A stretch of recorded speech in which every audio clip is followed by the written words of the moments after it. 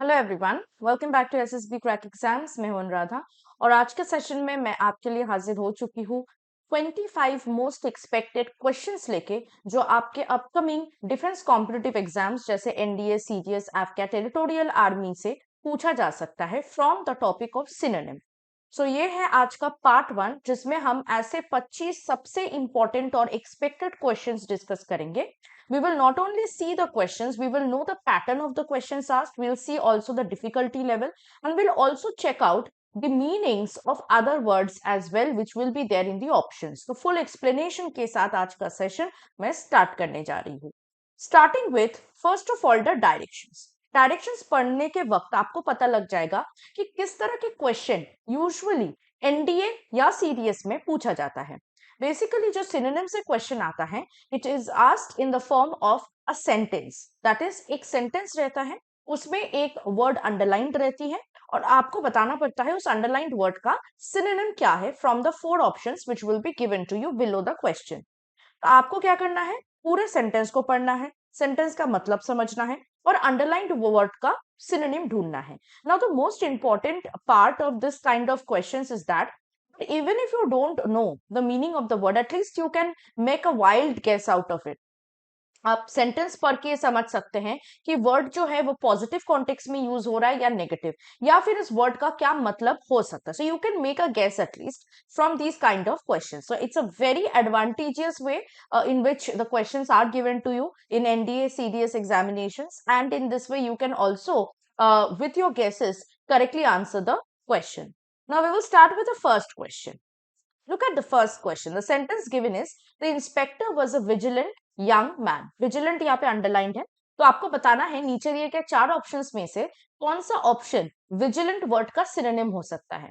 Now vigilant मतलब है watchful, मतलब जो ऑब्जर्वेंट है, जो चीजों को ऑब्जर्व करता है, ठीक है, a careful observer. Okay, so vigilant means observant और वॉचफुल। तो हमें यहाँ पे ऑप्शन बी में वॉचफुल वर्ड मिल रहा है, therefore here B will be our answer. बाकी वर्ड्स देख लीजिए। स्मार्ट, तो जो ऑब्जर्व करता है और उसके साथ स्मार्टनेस का कोई रिलेशन है नहीं। एम्बिशियस इज अ पर्सन जिसका बहुत हाई एम्बिशन है, जिसका लाइफ में एक एम है, again not related to being vigilant. और इंटेलिजेंट मतलब जो क्लेवर है, इंटेलिजेंट है, not related to again the vigilant word, right. तो बी हो जाएगा वॉचफुल यानी ऑब्जर्वेंट, ये वर्ड हो जाएगा हमारा आंसर। सेकंड वर्ड की ओर बढ़ते हैं।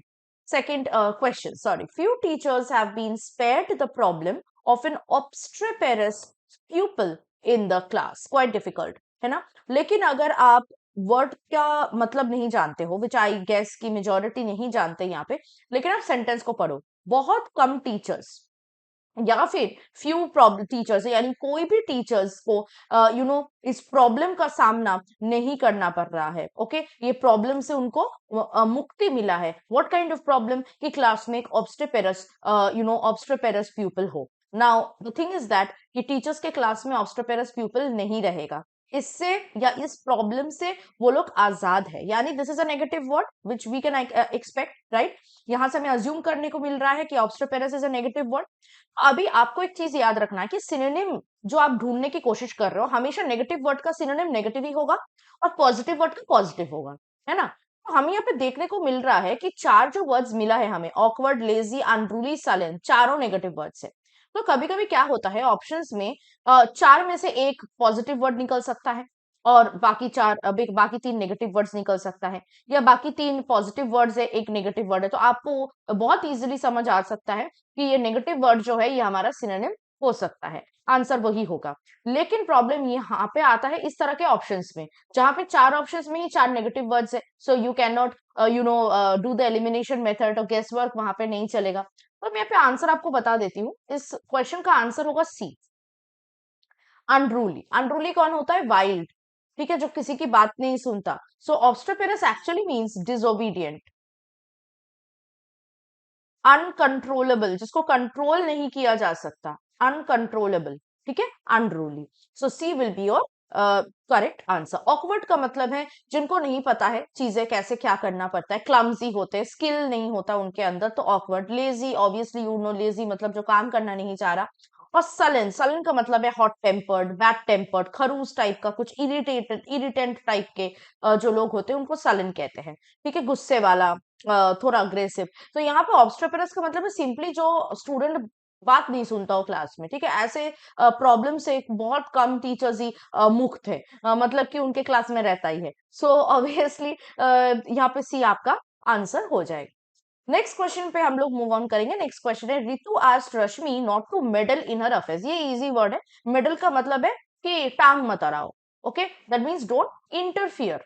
सो meddle means to get involve or interfere. तो हमें यहाँ पे ऑप्शन डी में जो है देखने को मिल रहा है, डायरेक्ट सिनोनिम इंटरफियर है। तो without any thought we are going to choose it as our answer. So D हो जाएगा हमारा आंसर इस क्वेश्चन के लिए। ठीक है, now let us look into the meanings of other words as well. तो यहाँ पे हमारा पहला ऑप्शन है इंटरसीट। इंटरसीट का मतलब है कि अगर आप किसी के बदले जाके कोई कॉन्फ्लिक्ट को रिजोल्व करने की कोशिश कर रहे हो, मतलब basically you are trying to mediate between two people और between among the crowd who are actually fighting with one another. ठीक है, सो हियर मेडल का मतलब है कि टांग अड़ाना। इंटरसीट का मतलब क्या है? मीडिएट करना, mediating on behalf of others. किसी और के जगह आप जा रहे हो रिजॉल्व करने कॉन्फ्लिक्ट। ठीक है, इम्पोज का मतलब है जबरदस्ती किसी पे थोपना, जिसको हम कहते हैं फोर्स करना। Some things a person doesn't want to do something, you are imposing कि नहीं करना ही पड़ेगा, कंपल्सरी उसको, you are giving a pressure force on that person कि कंपल्सरी करना है। क्रॉस का मतलब है बेसिकली गुस्सा दिलाना। ठीक है, so D here will be the right answer, interfere. Next question. Incensed by his rude behavior, the manager suspended the work. Incensed underline है। अगेन अगर आपको नहीं पता है इंसेंस का मतलब, आप पूरा सेंटेंस पढ़ के समझ सकते हो that incense is a negative word. अब यहाँ पे चार ऑप्शंस में देख लीजिए। एंथ्यूस्ड, एंथ्यूस्ड वर्ड आया है एंथुसियाज्म से। एंथुसियाज्म का मतलब है एक्साइटमेंट। एंथ्यूस्ड का मतलब है कि जब आप एक्साइटेड हो, क्यूरियस हो, इंटरेस्टेड हो कोई काम करने में। सो इट्स अ पॉजिटिव वर्ड, तो इसको हम एलिमिनेट कर सकते हैं। एनरेज्ड का मतलब है गुस्सा होना। ठीक है, इन्फ्लेम्ड का मतलब है जलना, इन्फ्लेमेशन। आपको पता है इन्फ्लेमेशन मतलब जलना, इन्फ्लेम्ड मतलब जलाना या जलना। और excited is again a positive word, तो इसको भी हम एलिमिनेट कर सकते। तो हमारे पास दो वर्ड्स है, एनरेज्ड और इन्फ्लेम्ड। अब रूड बिहेवियर से कुछ हुआ जिसके वजह से मैनेजर ने वर्क को सस्पेंड कर दिया, है ना, होल्ड पे रख दिया या रिजेक्ट कर दिया, तो क्या हुआ होगा? रूड बिहेवियर से मैनेजर को गुस्सा आ गया होगा, है ना। तो कौन सा वर्ड हम यहाँ पे चूज करेंगे? Option B. तो बी का अगर आंसर है तो बिल्कुल सही है, B will be our answer. Okay, enraged by his rude behavior. Next question, the collector has yet not relinquished his charge. Relinquished is underlined, तो आपको ये पे बताना है relinquish का सिनोनिम क्या है। Now relinquish का मैं सीधा सीधा मतलब बताती हूँ, अपना हक किसी चीज से छोड़ देना। मतलब मान लो आपका कोई प्रॉपर्टी है, कोई क्लेम है, ठीक है, और उस राइट से आप अपना जो हिस्सा है वो हटा रहे हो, आप गिव अप कर रहे हो अपना क्लेम या अपना राइट, तो उसको हम कहते हैं रेलिंक्विश। यहाँ पे हमें डायरेक्ट जो वर्ड है सिनोनिम है देखने को मिल रहा है ऑप्शन ए में, गिव अप। ठीक है, so give up will be our right answer, option A. अब आप बोलोगे मैम एब्डिकेट, रिनाउंस, इसका भी तो मतलब गिव अप है, लेकिन कॉन्टेक्स्ट डिफरेंट है। कैसा कॉन्टेक्स्ट है? एब्डिकेट कब करते हैं? बेसिकली अगर कोई राजा अपना सिंहासन छोड़ दे, ठीक है, उसको हम कहते हैं that the king has abdicated his throne. तो बेसिकली एब्डिकेट कोई पावरफुल पोजीशन या कोई थ्रोन को जो अगर आप छोड़ रहे हो, कोई सिंहासन को छोड़ रहे हो, उस उसके लिए यूज किया जाता है। यहाँ पे तो अपना चार्ज खाली गिव अप कर रहा है कलेक्टर, है ना। तो ये कोई थ्रोन या कोई पावरफुल, वैसा कोई पावरफुल सुप्रीम पोजीशन नहीं है, तो एब्डिकेट हम यहाँ पे यूज नहीं करेंगे। रिनाउंस का मतलब क्या होता है? जब आप कोई बुरी आदत छोड़ते हो। ओके, जैसे आपने वर्ल्ड को रिनाउंस कर दिया। आपने सुना होगा कि जो संत होते हैं वो ये पृथ्वी को त्यागते हैं, मतलब पृथ्वी के से जुड़ा हुआ जो भी चीजें होती है, मटेरियलिस्टिक चीजें, उनको त्याग करके वो स्पिरिचुअल पाथ पे अपना जर्नी अपना स्टार्ट करते हैं। तो उस केस में क्या बोलते हैं? The saint has renounced the world. तो रिनाउंस आप कब करते हो? जब मटेरियलिस्टिक चीजों से चीजों को आप गिव अप करते हो, या कोई एडिक्शन को गिव अप करते हो, कोई बुरी आदत को गिव अप करते हो, उस केस में रिनाउंस यूज करते हैं, ठीक। और लीव मतलब बस छोड़ना, लेकिन यहाँ पे छोड़ना सिर्फ नहीं है, चार्ज को गिव अप करना है, अपना हक छोड़ देना है, ठीक है, ताकि कोई और आके आपके जगह उस क्लेम को या इस राइट का फायदा उठा सके, ठीक है। सो option A is the right answer. I hope आपको समझ में आ गया है क्लियरली कि क्यों ए हमारा आंसर होगा ना। क्या क्या होता है कि आप देख सकते हो कि एक ही वर्ड का दो तीन तरह का सिनोनिम होता है। गिव अप का सिनोनिम एब्डिकेट भी है, रिनाउंस भी है, लेकिन हमने क्यों ए चूज किया, मैंने आपको समझाया। कॉन्टेक्स्ट वाइज इनका जो यूजेज है वर्ड का वो डिफरेंट होता है। तो इस केस में अगर ऐसा आपको ऑप्शन में मिले तो क्या करना है, आपको सेंटेंस पढ़ना है और देखना है कि इस सेंटेंस के कॉन्टेक्स्ट में कौन सा वर्ड हमारा सिनोनिम के हिसाब से यूज हो सकता है। जैसे इस केस में चार्ज है सिर्फ, तो हम लोग बस गिव अप वाला यूज किया। अगर थ्रोन होता, कोई पावरफुल पोजीशन होता, तो हम लोग एब्डिकेट करते। कोई बुरी आदत होता, वर्ल्ड होता, तो हम रिनाउंस करते, ठीक है। तो इस कॉन्टेक्स्ट के अनुसार आपको सिनोनिम चूज करना पड़ेगा, लेकिन ये बहुत कम टाइम आपको मिलता है, बहुत रेयरली आपको मिलता है, लेकिन ऐसा क्वेश्चन आ सकता है। तो उस केस में अगर या एक से ज्यादा सिनोनिम आपको ऑप्शन में मिल रहा है, तो कॉन्टेक्स्ट वाइज आपको आंसर चूज करना है। नेक्स्ट क्वेश्चन है, her views are not in consonance with her husbands. उसके हस्बैंड्स के व्यूज के साथ उसका व्यू क्या नहीं है, एक ही जगह नहीं है ना। ये तो होता ही है यार, हस्बैंड वाइफ कपल वगैरह में तो व्यू पॉइंट्स डिफरेंट होती है, तो इस केस में भी वही सेम चीज है। तो कॉन्सोनेंस का मतलब क्या हुआ कि एक ही जगह नहीं है, they are different, they are not agreed to each others view points, right. तो कॉन्सोनेंस का मतलब क्या हो जाएगा, in disagreement no, in conflict no, in agreement yes, contradictory का मतलब डिफरेंट या ऑपोजिट होता है। तो हमें यहाँ पे चूज करना है सी, ठीक है। तो सी होगा हमारा आंसर, ये इजी क्वेश्चन था। नेक्स्ट क्वेश्चन है, the maid servant left the police station contrite. अब ये आ गया थोड़ा सा डिफिकल्ट, ठीक है। मेड सर्वेंट जो है उन्होंने पुलिस स्टेशन कॉन्ट्राइट छोड़ा, इसका क्या मतलब है। अब यहाँ पे देखो वर्ड्स क्या है, पेनिटेंट, सोर, एंग्री, रिमोर्सलेस। अब पुलिस का मामला है, तो अगर कोई पुलिस स्टेशन से जा रहा है तो कैसे जाएगा। पेनिटेंट, पेनिटेंट का मतलब क्या, पेनिटेंट का मतलब है जब आप कोई बुरा काम करते हो और उसके लिए आपको दुख महसूस होता है, यू रिग्रेट और यू रिपेंट कि यार नहीं करना चाहिए था। सोर का मतलब है when you are in pain, दर्द में हो आप, तो पुलिस स्टेशन दर्द से तो नहीं छोड़ सकते ना, ऑफ कोर्स ये नहीं होगा, फिर हम एलिमिनेट कर सकते हैं इसको। एंग्री, गुस्से से आके पुलिस स्टेशन लीव कर रहे हो, तो ऐसा क्या हुआ होगा। पुलिस स्टेशन में यूजुअली ऐसा कुछ नहीं होता जिससे आपको पुलिस स्टेशन एंग्रीली छोड़ना पड़े, है ना। तो ये भी हम एलिमिनेट कर सकते हैं। रिमोर्सलेस मतलब आपके अंदर कोई वैसा रिग्रेट विग्रेट फील नहीं हो रहा। अब देखो, अगर आपके मन में रिग्रेट फील हो रहा है, इसका मतलब आपने कोई बुरा काम किया है, तो आप उस मन से पुलिस स्टेशन कैसे छोड़ेंगे। अगर आपके मन में बुरा फील हो रहा है, रिग्रेट हो रहा है, that means you have done something wrong. यहाँ पे सोच लेते कि पुलिस स्टेशन वो इसीलिए ही गया था या उसको बुलाया गया था पुलिस स्टेशन में, तो पुलिस तो पकड़ लेगा, क्योंकि अगर आप रिपेंटेंट हो, आप वहां पे कन्फेस कर दोगे अपना गिल्ट। हम लोग गेस कर सकते हैं कि रिमोर्सलेस उसने पुलिस स्टेशन छोड़ा होगा, मतलब उसके अंदर कोई रिग्रेट फील नहीं हुआ होगा, जो किया है वो सही किया है, यानी कन्फेशन नहीं किया होगा और इसके वजह से पुलिस हैज लेट हर गो, ठीक है। तो देखते हैं हमारा आंसर क्या है गेस के तरफ से। आंसर होगा option A, penitent, okay. So option A will be are right answer, okay. यानी यहाँ पे आपको समझ में आ गया है कि हमने जो गेस किया था इट डिडंट वर्क आउट। तो कभी कभी ऐसे ऑप्शंस आप में आपका रहते हैं जहां पे अगर आप गेस भी करो तो it will not work out. तो इस केस में you should know the meaning of the word contrite. So contrite का मतलब क्या है, penitent, when you are being repentant, when you are being feeling remorseful कि क्यों किया मैंने ऐसा, राइट। तो ए ही will be the right answer, D हमारा आंसर यहाँ पे नहीं होगा। नेक्स्ट क्वेश्चन पे चलते हैं। Being a sociable bird she was conspicuous bye her absence in the club last evening. अब सोशल बर्ड है, यानी लोगों से बहुत अच्छा पहचान हुआ होगा। अब क्लब में वो लास्ट इवनिंग गई नहीं, तो क्या होगा, she will be missed, okay. तो उसका एब्सेंस विल बी नोटिसेबल, बाकी लोग उसका एब्सेंस नोटिस करेंगे, यार कि वो क्यों नहीं आई, वो तो आती है बात करती है, कहाँ गई वो, है ना। So here absence will be felt, everyone will miss her, right. तो देखते हैं यहाँ पे कौन सा ऑप्शन है हमारा, important, she was important by her absence, no. She was ignorant, नहीं, उनको नहीं पता था, ऐसा नहीं हो सकता। अपेरेंट, अपेरेंट भी नहीं है क्योंकि सोशेबल बर्ड है, तो सबके साथ वो मिलजुलता होगा, तो अपेरेंट ऐसा तो नहीं हो सकता कि वो आया है नहीं आया किसी को नहीं पता। तो क्या होगा, प्रोमिनेंट होगा, उसका एब्सेंस प्रोमिनेंटली फील किया गया क्लब में, क्योंकि वो एक सोशेबल बर्ड है और वो क्लास इवनिंग नहीं आई थी। ठीक है, तो B will be your right answer. Next question.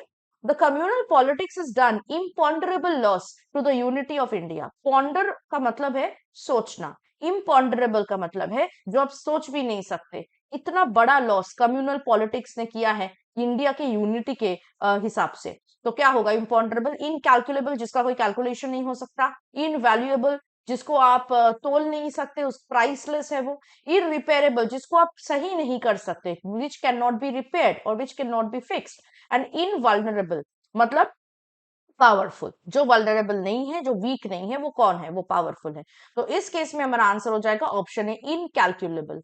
इम्पॉन्डरेबल का मतलब है something which can not be evaluated, जिसको आप गिन नहीं सकते या इवेल्युएट नहीं कर सकते, उसके लिए हम इम्पॉन्डरेबल वर्ड को यूज करते हैं, यानी ऐसा लॉस जिसको आप कैलकुलेट नहीं कर सकते, incalculable. The next word is, next sentence is, furtive glances were exchanged between the lovers at the feast. Feast था, सेलिब्रेशन हो रहा था और लवर्स के बीच में फर्टिव ग्लांसेस एक्सचेंज हुआ, मतलब नजर नजर में, आंखों आंखों में बात हुई।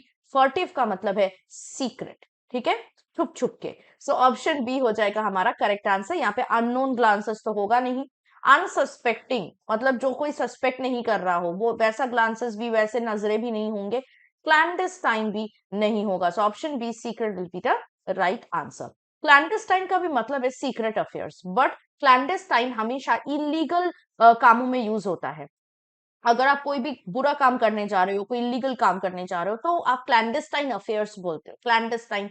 सीक्रेट क्योंकि सबको पता चल जाएगा तो स्कैंडल हो जाएगा, लेकिन यहाँ पे लवर्स के बीच में नॉर्मली जैसे नजरें एक्सचेंज होते हैं, ग्लांसेस एक्सचेंज होते हैं, उसके बारे में बात किया जा रहा है ना, तो इसलिए हम लोग यहाँ पे सिंपल वर्ड सीक्रेट चूज करेंगे। क्लियर। नेक्स्ट क्वेश्चन है, the early monsoon have brought respite to the people. Respite का मतलब है शांति, रिस्पाइट का मतलब है रिलैक्सेशन, रिस्पाइट का मतलब है रिलीफ। तो हमें यहाँ पे डायरेक्ट सिनोनिम देखने को मिल रहा है सी में, इंटरवल ऑफ रिलीफ, है ना। सो ऑप्शन सी हो जाएगा हमारा correct answer. Despite, in spite of नहीं होगा। रेस्ट का मतलब है विश्राम, तो यहाँ पे लोग विश्राम नहीं ले रहे हैं, उनको तसल्ली मिल रही है अर्ली मॉनसून के वजह से, ठीक है। Next question है, the newspapers are clamoring against the injustice to the landless laborers. Landless laborers, laborers के पास लैंड नहीं है, उनके अगेंस्ट, उनके साथ जो अन्याय हुआ है उसके अगेंस्ट न्यूज़पेपर्स क्लैमर कर रहे हैं। तो ये समझ में आ गया होगा न्यूज़पेपर्स क्या कर सकते हैं उनके अगेंस्ट, इनजस्टिस को प्रोटेस्ट कर रहे हैं, विरोध कर रहे हैं, है ना। तो यहाँ पे ऑप्शंस में क्या क्या है, प्रोटेस्टिंग, नोइसिंग, कॉम्प्लेनिंग, डेमोन्स्ट्रेटिंग। अब कंप्लेन नहीं कर सकते, किसके पास कंप्लेन करेंगे।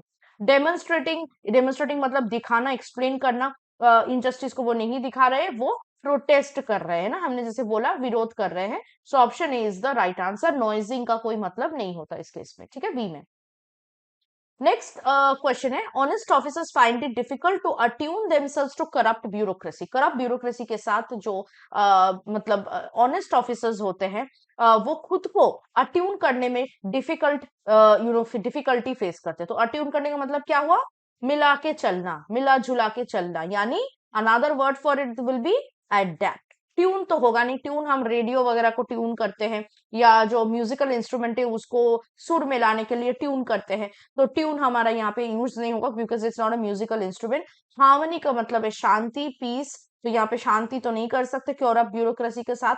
अक्यूजेशन, अक्यूजेशन मतलब अगर आप कोई चार्जेस लेके आ रहे हो, तो obviously attune and accusation are two different thing. तो अडेप्ट, अडेप्ट का मतलब है खुद को मिला जुला के चलना, एडजस्ट करना। So B is the right answer. The next question is, the 5-day week in government offices is bound to benefit the jaded office goers. Jaded office goers को ये जो 5 दिन वीक में काम करना पड़ेगा गवर्नमेंट ऑफिस में, ये बेनिफिट करेगा। यानी जेडेड का मतलब यहाँ पे जो ऑफिसर्स या ऑफिस गोअर्स जो टायर्ड है, so jaded actually means tired, exhausted. So the right word will be refreshed. No, it's the opposite of tired. Routine, नहीं रूटीन जो हर दिन रूटीन में होता है। विगरस, अब ऑफिस गोज विगरस नहीं हो सकता, सो विगरस मतलब एक्सट्रीम, एक्सेसिव, तो क्या होगा, fatigue. C is the right answer. Fatigue का मतलब है टायर्ड, ओके, या exhausted. The next sentence is the resignation of the chief minister is intriguing. Now, what is intriguing? Intrigue का बहुत सारा मतलब होता है। एक होता है very difficult to understand, complicated, और दूसरा होता है very curious। ठीक है, सो यहाँ पे हमें डायरेक्ट सिनोनिम देखने को मिल रहा है ए में, क्यूरियस। ठीक है, so A will be the right answer. So interesting, secret, diplomatic हमारा आंसर नहीं होगा।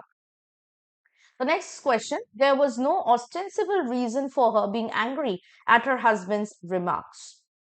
अपने हस्बैंड के बातों पे गुस्सा होने का कोई ऑस्टेंसिबल रीजन उसके पास नहीं था। इसका मतलब क्या हो सकता है, आप गेस कर सकते हो। मतलब उसके पास कोई ठोस रीजन नहीं था, स्ट्रॉन्ग रीजन, वैलिड रीजन नहीं था गुस्सा होने का। तो क्या हो सकता है, हिडन, नो, हिडन का मतलब छुपाया हुआ। Covert also mean secret, no. Secret D में है हमारा, ऑप्शन डी में सीक्रेट, ये भी नहीं होगा। तो क्या हो सकता है, ऑप्शन सी, अपेरेंट। अपेरेंट मतलब उसके पास नोटिसेबल, प्रोमिनेंट, स्ट्रॉन्ग या वैलिड रीजन नहीं था। So ostensible means apparent. C is the right answer. Next question, he upbraided the little girl who got frightened. जो छोटी सी बच्ची डर गई थी उसको उसने अपब्रेड किया। तो अपब्रेड का मतलब है डांटना, स्कोल्ड करना। ओके, तो सी हो जाएगा हमारा करेक्ट आंसर इस केस में। Make tales, make up, handed, no, scolded will be the right answer. The next question, she is not seen even smiling these days, she is rather pensive. Question में ही answer है, आजकल उसको हंसते हुए कोई देखता नहीं है, तो वो अभी फिलहाल पेंसिव मूड में है, पेंसिव है वो, इसका मतलब वो बहुत सैड है। लेकिन आप लोग यहाँ पे ये मत बोलना कि ये आंसर है सैड, नहीं। पेंसिव का मतलब है हमेशा सैड नहीं होता। पेंसिव का मतलब है that she is in a thoughtful mood, वो बहुत कुछ सोच रही है, उसके वजह से it is affecting her health, और that is why she is not smiling. So pensive actually sad, but the most correct or the more correct option would be option B, thoughtful. तो अगर ऑप्शन में सिर्फ sad रहता, thoughtful नहीं रहता, तो हम लोग आंसर सैड ही बताते। लेकिन थॉटफुल है, which is a more appropriate synonym of pensive, तो इसलिए हमारा आंसर बी है। ठीक है, ग्लूमी का मतलब भी सैड है, और ब्लैक मतलब ऑब्वियसली काला, तो यहाँ पे नहीं होगा, आंसर हमारा black. Next question, what meaning have you drawn from a tongue in cheek remarks? Tongue in cheek remarks क्या होते हैं, थोड़ा सरकास्टिक होता है कि ये बोलना नहीं चाहिए था लेकिन बोल दिया, ऐसे टाइप के जो रिमार्क्स होते हैं, और उसको टंग इन चीक रिमार्क्स कहते हैं। तो कौन सा मीनिंग आपने निकाला है, ड्रॉन मतलब निकालना, उसके टंग इन चीक रिमार्क्स से। सो ड्रॉन का क्या सिनोनिम हो सकता है, डिड्यूस, इंड्यूस, कंडक्ट और deduct. It will be obviously option A, deduce. Deduce करने का मतलब भी निकालना होता है, एक्सट्रैक्ट करना होता है। इंड्यूस का मतलब है इम्बाइब करना, अब्सॉर्ब करना, तो अब्सॉर्ब यहाँ पे होगा नहीं। कंड्यूस का मतलब है बेसिकली, कंड्यूस का मतलब है बेसिकली कोई चीज के रिजल्ट को प्रोड्यूस करना, बेसिकली टू प्रोड्यूस आप बोल सकते हो। और डिडक्ट का मतलब है माइनस करना, रिमूव करना, तो यहाँ पे ये होगा नहीं। ठीक है, नेक्स्ट क्वेश्चन पे मूव ऑन करेंगे। There is a tacit agreement between the super powers not to engage themselves in armed conflict. Super powers के बीच में एक टैसिट अग्रीमेंट हुआ कि वो लोग एक दूसरे के साथ कोई भी युद्ध में, आर्म्ड कॉन्फ्लिक्ट में एंगेज नहीं करेंगे। तो किस तरह का अग्रीमेंट हो सकता है वो, tacit is a positive word here, right. तो अनस्पोकन, स्पीचलेस, साइलेंट, इंट्रोवर्ट, यहाँ पे आंसर होगा ऑप्शन ए, अनस्पोकन। मतलब एक समझौता हुआ जो कि अनस्पोकन था, मतलब कोई बोला नहीं लेकिन दोनों ही राजी थे इसमें। सो option A will be the right answer. Okay, so implicit can be another synonym of tacit, right. Speechless मतलब बोलती नहीं थी, बोल नहीं सकते थे वो, साइलेंट मतलब चुप था, और इंट्रोवर्ट मतलब अपने में ही। ठीक है, तो option A is the more correct option. The next question is, Mohinder Amarnath had penchant for hook shots. Penchant का मतलब है लाइकिंग और inclination, so option B is the right answer. पसंद जिसको हम कहते हैं, सो इंक्लिनेशन और liking will be the synonym of penchant. ठीक है, आर्ट, स्ट्रेंथ, डिजायर नहीं होगा। The next question is, on account of the paucity of the funds, plan remained incomplete. Paucity of funds, funds के अभाव से, funds sufficient नहीं था, कम था। So paucity का यहाँ पे सिनोनिम होगा not lack। फंड्स बिल्कुल नहीं थे ऐसे नहीं है, फंड्स जरूरत से कम था, यानी सफिशिएंट नहीं था। So what will be the answer? Option B, scarcity. Scarce मतलब कम, रेयर। लैक मतलब बिल्कुल नहीं है, कुछ भी नहीं है, इसलिए ऑप्शन ए लैक हमने चूज नहीं किया, स्केर्सिटी हमने चूज किया। अबंडेंस इसका ऑपोजिट हो जाएगा, बहुत ज्यादा। एक्सेस भी इसका ऑपोजिट है, इसका भी मतलब है बहुत ज्यादा। The next question is, the flat has been refurbished recently. Flat को रिसेंटली रिफर्बिश किया गया है। रिफर्बिश का मतलब है बेसिकली रेनोवेट करना, तो ऑप्शन सी हो जाएगा correct answer. Renovation, renovate, okay. Remodel भी हो सकता है, रीमॉडल। व्हाइट वॉश नहीं होगा हमेशा, ऐसा तो नहीं है कि रेनोवेशन में व्हाइट वॉश होता है, सिर्फ बहुत कुछ काम होता है। पेंट भी नहीं होगा, उसके अलावा भी बहुत कुछ काम होता है। रिपेयर भी नहीं होगा। Renovation does not always again mean repair, it also means changing the walls and changing the things in a room और a flat, okay. So C will be the right answer, renovate. The next question is, even the most careful researcher cannot predict the possible future ramifications of his findings. Ramifications का मतलब है basically result या consequences. उसके possible, अपने research के possible future consequences, result के बारे में वो प्रिडिक्ट नहीं कर सकते, ठीक है। So C will be the right answer, consequences. Users, developments and conclusions नहीं होगा। Next question and the last one for today's session is, graduation day is a momentous day for most students. Momentous का मतलब है historical, the most important days. बहुत सारे students के लिए सबसे important day होता है graduation day, right? So momentous का मतलब momentary नहीं होता कि कुछ क्षण के लिए हो गया, no, momentous का मतलब होता है prominent, very important. So यहाँ पे option C हो जाएगा हमारा correct answer. Memorable नहीं है, मेलेंकोली का मतलब है सैडनेस, ये भी नहीं है, और हेक्टिक का मतलब है very full of business, okay, lots of work, full of work. So C will be the right answer, important, right? So these were some of the most expected questions that you can get in your upcoming defense competitive exams like NDA and CDS from the topic of synonyms in your English section. तो ऐसे ही अगर आपको और भी practice करना है synonym topic से question, तो आप हमारे एनडीए और सीडीएस 1 2024 के लिए जो लाइव बैचेस चल रहे हैं उसमें ज्वाइन कर सकते हैं और अपने प्रिपरेशन को और स्ट्रांग बना सकते हैं। और अगर आप बाकी कोई भी और डिफेंस एग्जाम्स के लिए प्रिपेयर करना चाहते हैं तो उसके रिलेटेड कोर्सेज भी आपको हमारे ऐप में मिल जाएगा। So download our app today and do not forget to subscribe to the courses that you are looking for and start your preparation from today. While subscribing, use the code WARRIOR10 so that you can get 10% discount on any of the courses. So I'll hope to see you very soon with some more questions related to the synonym topic for your practice and for your preparation for upcoming defense competitive exams. Till then, stay tuned with us and always stay positive and motivated. Jai. अगर आप एक defence aspirant हैं और SSB interview, NDA, CDS, AFCAT जैसे exams के लिए prepare कर रहे हैं तो आप एसएसबी क्रैक एग्जाम्स के कोर्स को चेक करना ना भूलें। आप हमारी लर्निंग एप्लीकेशन को गूगल प्ले स्टोर से भी डाउनलोड कर सकते हैं।